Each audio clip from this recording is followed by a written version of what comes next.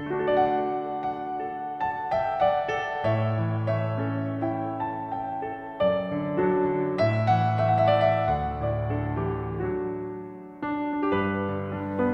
boa noite a todos.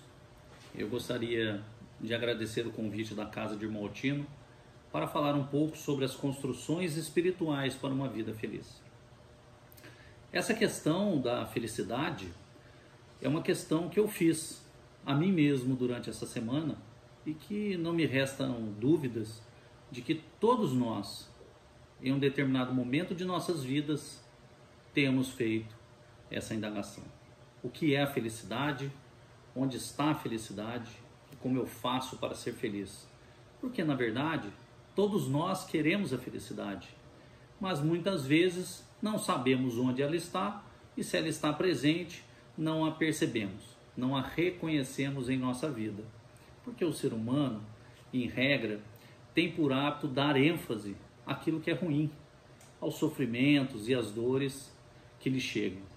Passamos a vida nos queixando, reclamando, resmungando, sem percebermos que o ser humano, o homem encarnado, ele é um peregrino na Terra. Passamos por aqui, alguns ficam mais, outros ficam menos, mas todos nós estamos estagiando. Não somos espíritos prontos, feitos ou perfeitos. Somos espíritos que ainda estamos aprendendo, engatinhando no dia a dia. Mas Deus, Ele sempre nos dá a oportunidade de observarmos aquilo que não vemos. Eu costumo pensar que é importante que a gente veja o invisível e encontre uma forma de fazer diferente. Falar de felicidade não é tão simples assim. Talvez porque a felicidade, do ponto de vista do relativismo, do próprio pensamento humano e da nossa própria condição de encarnados, não possa ser exatamente definida. Talvez a felicidade é algo que nós temos que sentir. E quantos de nós não sentem ou já sentiram a felicidade em um determinado momento da vida?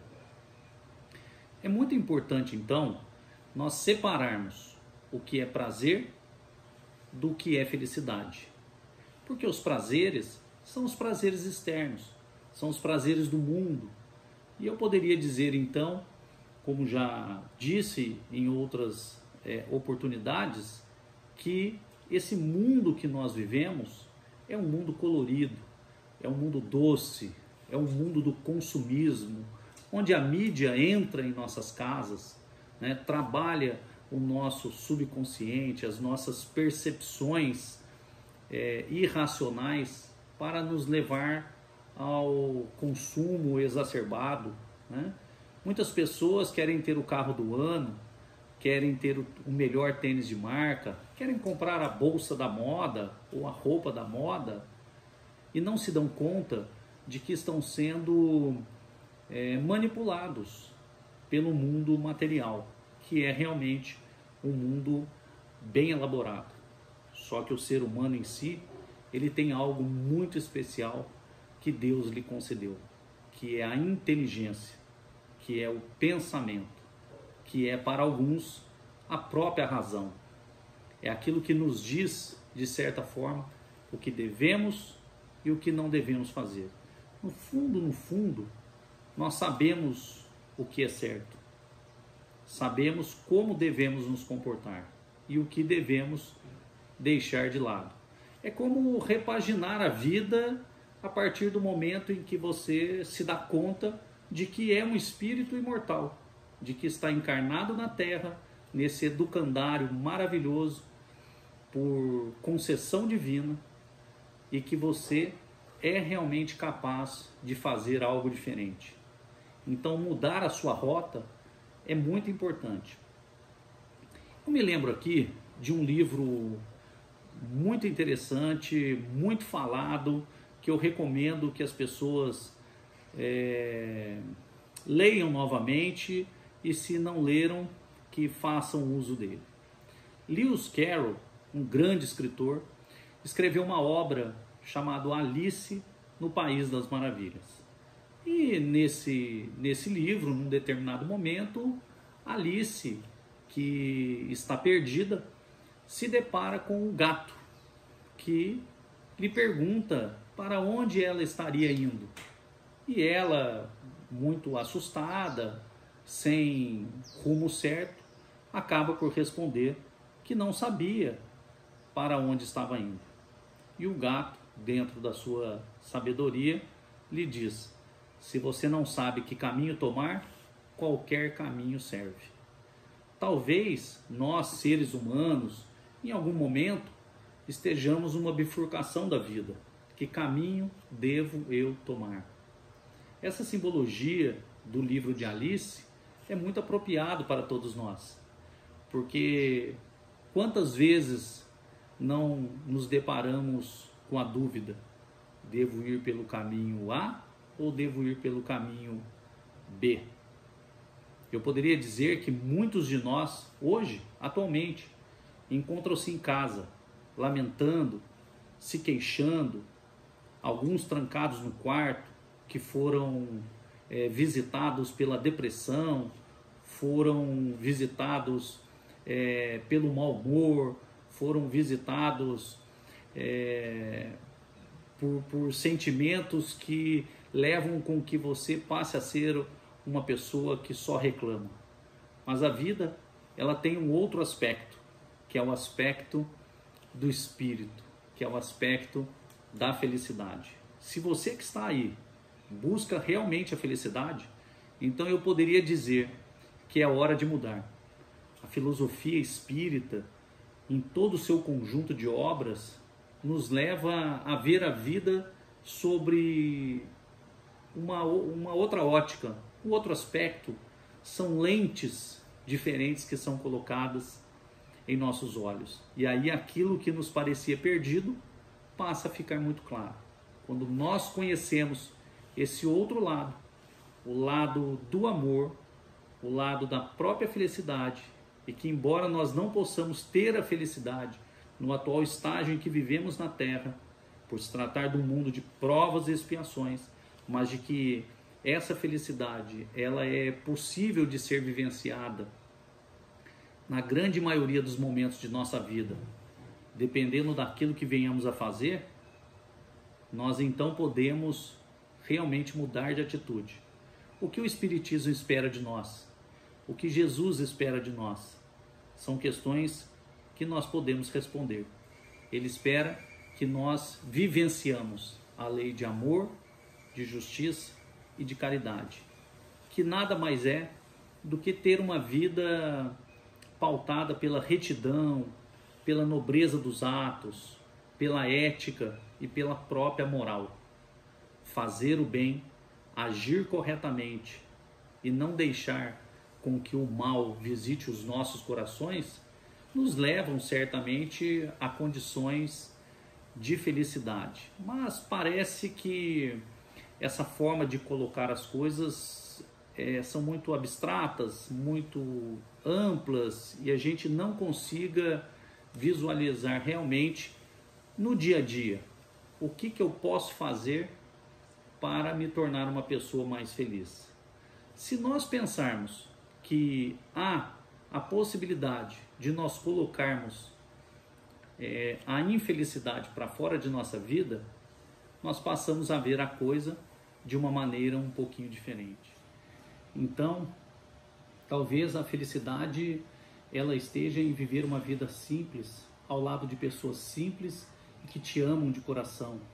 Pessoas que são verdadeiras. Quanta alegria em abraçar a sua mãe, em conversar com seu pai, em compartilhar com um amigo fiel os momentos de dores, de lágrimas e também de alegria, de sorrisos e de sucessos que você tem na vida. Muitas vezes devemos encarar toda essa trajetória como uma grande maratona que pode ser sofrida, mas ao cruzar a linha de chegada, nós certamente estaremos muito mais satisfeitos com tudo isso. Pense, por exemplo, o que faz você acordar de manhã, pegar o ônibus lotado. Seja gentil, com aquele idoso que necessita sentar, enquanto você que é jovem, que é de meia idade, tem condições, tem energia para ficar em pé. Respeite as pessoas, dê mais bom dia, sorria mais, cumprimente as pessoas e pratique a terapia da gratidão. Tudo isso certamente são pequenos tijolos que fazem parte dessa construção espiritual tão importante para o homem e para toda a humanidade. Sejamos mais fraternos, mais colegas, mais amigos. Não vamos fazer essas coisas pela metade, vamos fazer essas coisas por inteiro. Então, eu posso sugerir também que abrace mais e deixe de olhar somente as coisas que são ruins na sua vida, como as dificuldades ou os desafios, conforme costuma chamar Joana de Ângeles, porque eles mesmos, essas dificuldades, elas imprimem no nosso espírito os valores morais que serão muito importantes no futuro. Todo esse processo da qual o homem está inserido, ele nos leva à autoiluminação, ao autoconhecimento, para que nós possamos ir descobrindo em nós mesmos todas as coisas, todos os elementos, tudo aquilo que nos traz satisfações reais. E acreditem, ela nunca está fora de nós, ela está sempre dentro de nós. Então, não vamos ficar aí reclamando, nos queixando, dizendo que a nossa vida não é boa, que tudo o que acontece ao nosso redor é ruim. E vamos sim olhar adiante, olhar para um horizonte que nos proporciona uma condição muito melhor. Eu costumo pensar atualmente que na vida o ser humano deve ter um propósito belo, um propósito bom, um propósito de compartilhar as coisas que adquire e também vivenciar isso com alegria. A vivência do Evangelho, ela é a solução, a coisa mais promissora que todos podem ter. Se a depressão anda te visitando, se as dificuldades andam batendo na sua porta, se a má sorte está rondando você, eu poderia sugerir aqui: saia de casa, levante, caminhe, faça um trabalho voluntário. As casas espíritas estão repletas de oportunidade, as igrejas católicas proporcionam isso, as igrejas evangélicas também, a comunidade em geral sempre lhe oferece algo que possa ser feito. Trabalhe em conjunto. Os centros de Umbanda, muitos deles fazem movimentos belíssimos de ajuda às crianças. Enfim, em qualquer religião ou agremiação que você esteja inserido, eu costumo falar isso. Procure e faça realmente algo em proveito do próximo. Visite os velhinhos nos asilos, visite as crianças, visite os doentes nos hospitais. Isso, sem dúvida nenhuma, lhe trará uma paz interior e uma percepção que muitas vezes aquele que está vivendo um tipo de problema não consegue ver. Então, assim é que nós devemos ir construindo as nossas fortalezas espirituais para uma vida melhor, uma vida mais promissora e cheia de realizações. É por isso que nós devemos ser simples, seguindo aquilo que Khalil Gibran já disse: a simplicidade é a vitória do sábio. A simplicidade é a maior conquista do sábio. Veja, a simplicidade. Então, vamos descomplicar um pouco a vida e vamos fazer o bem pelo próximo. Dentro da doutrina espírita, é essa filosofia que Jesus nos recomendou que fizéssemos. Sem dúvida, é o remédio para todos os males, para todas as dores. E não pensemos que nós não podemos encontrar sabedoria em coisas ou em pessoas simples. Assim, eu gostaria de compartilhar com vocês uma experiência que tive, uma experiência recente e que certamente vai ficar para sempre na minha vida como um elemento de construção. Essa história se passou numa manhã comum. Eu saí para caminhar e vi ao longe um senhor que vinha em minha direção e notei que ele tinha algo de diferente, um ar de serenidade, me pareceu ter uma tranquilidade no rosto. Apesar da sua condição social, ele se portava de uma maneira muito tranquila, né? Eu vi que suas roupas eram todas rasgadas, a sua calça rasgada, ele estava muito sujo. Notei a sua barba longa, a falta de dentes pelas condições em que ele vivia. Então percebi que seus pés estavam no chão sem calçados, as suas unhas todas carcomidas.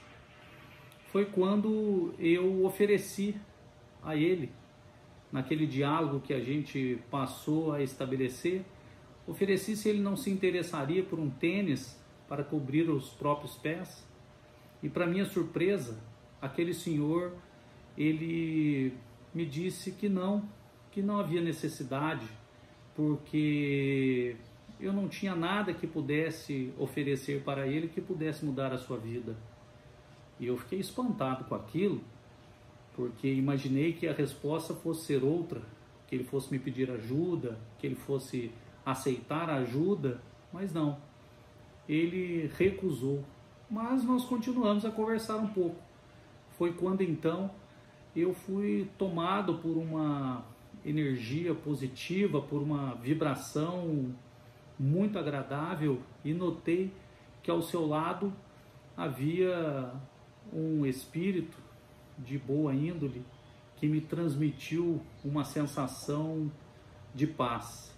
Naquele diálogo então que se estabeleceu com ele, ele me falou coisas simples, mas que me fizeram pensar, porque eram coisas da vida, coisas do dia a dia. Eu então perguntei para ele se ele poderia me definir o que é a felicidade, porque eu gostaria de saber como ele pensava, o que ele achava da vida que ele estava levando. E rapidamente pude perceber que eu, que imaginei estando ali para lhe ensinar alguma coisa ou para lhe ajudar de alguma maneira, na verdade eu era na posição de aprendiz. Eu estava ali sendo educado por ele, que me passou lições de muito amor e de muita simplicidade. Então aquele senhor, ele se aproximou, colocou a mão no meu coração e disse para mim que a felicidade para ele era viver com Deus, era viver com o coração pensando no nosso Pai. E o que ele iria dizer ao Pai quando os dias finais dele chegassem? Que ele gostaria de estar perante Deus, dizendo que ele fez tudo o que foi possível e tudo aquilo que lhe cabia fazer. Então essa lição, ela é uma lição que realmente nos chama a atenção para aquilo que nós estamos então valorizando na vida. O que nós queremos e onde nós queremos e como nós faremos para sermos felizes. Eu gostaria de compartilhar realmente essa experiência, que tantas outras pessoas certamente tiveram outras, mas que nos serve aí de lição para que a gente observe onde realmente nós podemos encontrar a nossa felicidade. Eu gostaria de agradecer a todos e desejar uma boa noite e até o próximo vídeo.